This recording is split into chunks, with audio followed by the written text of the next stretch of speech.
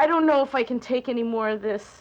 But Mrs. Issachar, this is your first son. You should be happy. I know that, Doctor, but I'm so depressed. I'm your family priest. You can tell me what's wrong. It's the isolation. I can't stand the thought of being unclean for 2 weeks and then having to wait 66 more days for blood purification. It's so long to be alone. But it's not that long. This time you had a boy. It's only 7 days of being unclean, just till your son's circumcision. And then only 33 days till you bring me a sheep. I sacrifice it for you, and you're clean.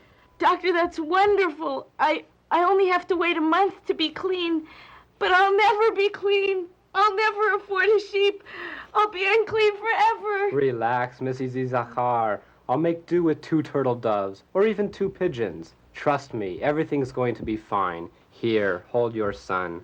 I hate working here in the ER. It's worse than having to clean the altar grill. Relax. This is all just part of being a priest. Besides, did you hear that rumor about Moses and that... Help! Oh, help me! Oh, God, help me, please! Come in, Kolev. We're going to take good care of you.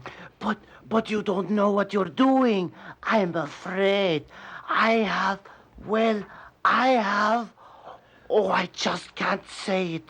The word you're afraid to say is leprosy. But don't be afraid. After all, we're not primitives still living in Egypt. Just listen to the modern treatment the Torah has taught us. When a person has on the skin of his body a swelling, a rash, or a discoloration, and it develops into a scaly affection on the skin of his body, it shall be reported to Aaron the priest, or to one of his sons, the priests. The priest shall examine the affection on the skin of his body.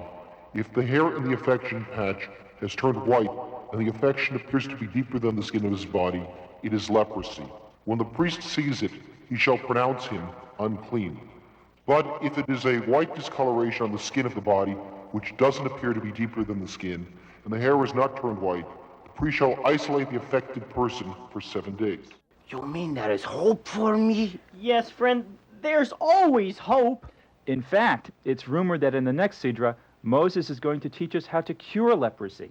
Yes, but right now, let's get you into an isolation tent. Why, you mean I don't have leprosy? Not yet, but we've got to keep you for 7 days to make sure.